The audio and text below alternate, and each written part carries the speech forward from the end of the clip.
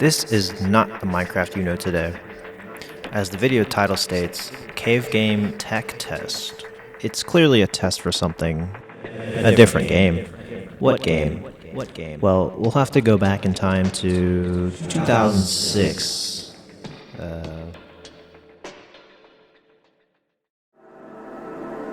This is Dwarf Fortress, described as a roguelike construction management simulator, but I think colony survival game fits the term better. You are in charge of managing a colonial nation where you get some settings to start with, like history, size, savagery, and mineral amounts, all of which can make the game play like the peak of the British Empire or going from rags to riches with little minerals. This game has a pretty loyal fan base, one of which is Notch. He thought the game's UI was pretty hard and finicky. Actually, I'll let the man say it himself. Here's an interview from the classy gamer back when Minecraft was still in Infiniminer. Well, it started out, I was playing Dwarf Fortress and losing, and I thought the interface was so complicated, but there's really some kind of interesting gameplay in it. It was really reminded me of like Dungeon Keeper and all those roguelikes and stuff. Yeah, roguelikes and Dungeon Keeper are like bullfrog games. Used the game as inspiration for something he called Breaking the Tower. This game had some flaws. First off, you cannot control the small humans on screen. They move around like ants, and any structure you place, you have to pray and wait for one of them to approve its construction. As a result, the best way to play the game is to let your computer sit there while you go eat dinner. Otherwise, you'll just sit there waiting for your little windmill to finish construction. Who gave these ants free will anyway? Free will sucks. But nevertheless, after developing Breaking the Tower, Notch decided to continue his minion-based vision with the new engine for a game called Dung. When you see screenshots of Dung, the textures of the grass and cobblestone immediately catch your eye, and they definitely resemble Minecraft today, which they are the grass and cobblestone textures for Minecraft. Even some Minecraft versions started with RD, which stood for Dung. He wanted to add a first-person option to follow minions around instead of it being purely isometric. However, the graphics of the textures did not scale down and were blurry as a result.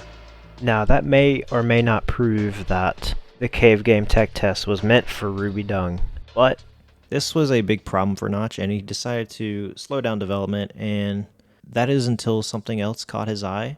There's this game called Infiniminer. Infiniminer is a separate game created by Zachtronics. He intended on following a vision to creating the greatest game ever, with players creating their own game rules, units, etc., but that didn't really come into fruition because players didn't really like that style. In 2007, him and a few developers created a game called Infiniminer. One of the major challenges they had to face while creating the game was how will the players build their structures, because the game fundamentally looked like a first-person shooter, and it was 3D.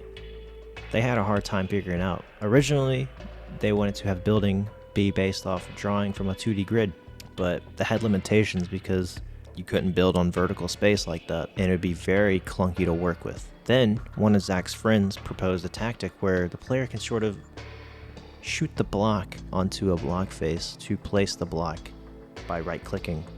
They released a sequel to Infiniminer, but development halted quickly due to how large the scope of the project became. In that game, they had added procedurally generated terrain with biomes and cave systems. Now, one thing to note about Infiniminer 2 was the cave systems was Zach's favorite feature. And that love transformed into something called Infiniminer. The game featured nothing but caves, and it played like one of those digging games you see on something like Cool Math today. But what differentiated it from other games was he intended it to be competitive, where players had to get the most money as fast as possible.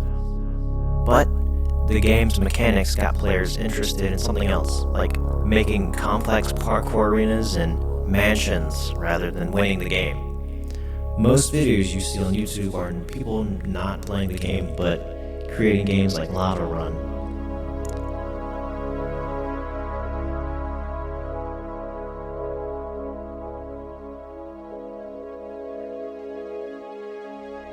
All while this is happening, Notch was also participating in the player base's shenanigans, and he loved it a lot, and that spun his vision for Ruby Dung into a completely different direction.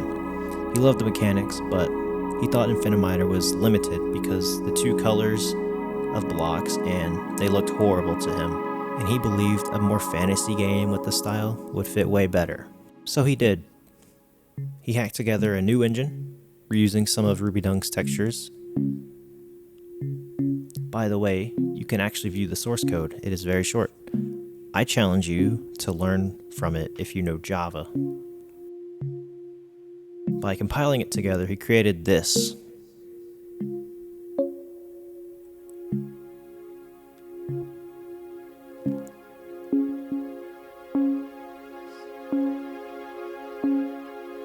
Now, here we are again.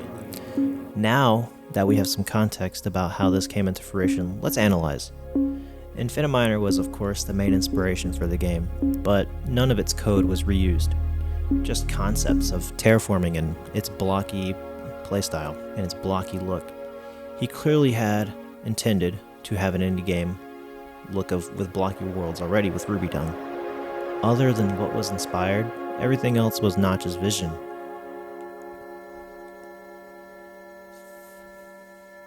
Looking at the video, everything about the quality looks shabby, especially the 360p video, of course, but the 2 textures you can see in the video with the cobblestone and the grass, they're both 16 by 16 pixel programmer art, which most people obviously didn't really like, but Notch actually preferred it over high quality, fantastical 512x textures you could see on Minecraft RTX showcases. He believed that the blockiness would let the imagination at the rest, and he was absolutely right. But Cave Game is not what we play today, it's Minecraft. How did the name come to be? Strangers. They knew nothing of the game other than descriptions but from Notch himself and maybe a screenshot or 2. They weren't able to play it yet because there's a million crashes. Notch decided not to have it playable, and only after did he ask users on IRC to test the game for him. When players did get their hands on it, they absolutely loved it, and they created extremely creative builds while only limited to 4 blocks.